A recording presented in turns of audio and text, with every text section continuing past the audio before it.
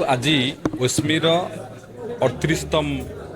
Annual convention थिला जो राज्यपाल मुख्य अतिथि भाव ये उपस्थित थिले एवं एमएसएमई मिनिस्टर मध्य थिले एवं यही कनक्लेव रे आमर एमएसएमई कथा कहते आम समस्त जानिचे गोटे विकसित राज्य गठन करने को हेले निश्चित भाव में एमएसएमई क्षेत्र विकास दरकार एवं एमएसएमई गोटे क्षेत्र जोटी अर्थनीति अभिवृद्धि हो पार ता सहित निजुक्ति उत्पादन मध्य से एमएसएमई रु हो पार जोटा कि एम्प्लॉयमेंट पोटेंशियल आम कहूचे तो निश्चित भाव में विकसित ओडिशा पई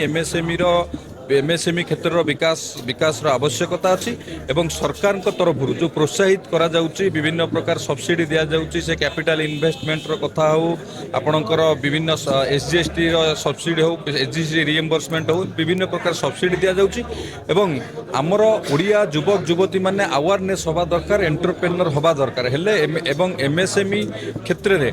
आम अधिक रु अधिक जदि एमएसएमई इंडस्ट्री हो पार ताल निश्चित भाव में आम राज्य एक प्रगतिशील राज्य एमएसएमई क्षेत्र में हो पार एवं मान्यवर आपन जो कथा कहते मान्यवर राज्यपाल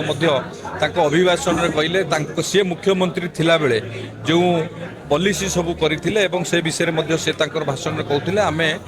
एटी से आमको आह्वान कले आम निश्चित भाव में परवर्ती समय देखू कौन कौन हो पार निश्चित पदक्षेप नब पुणे अहमदाबाद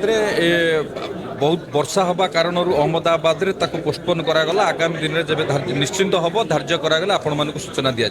धन्यवाद।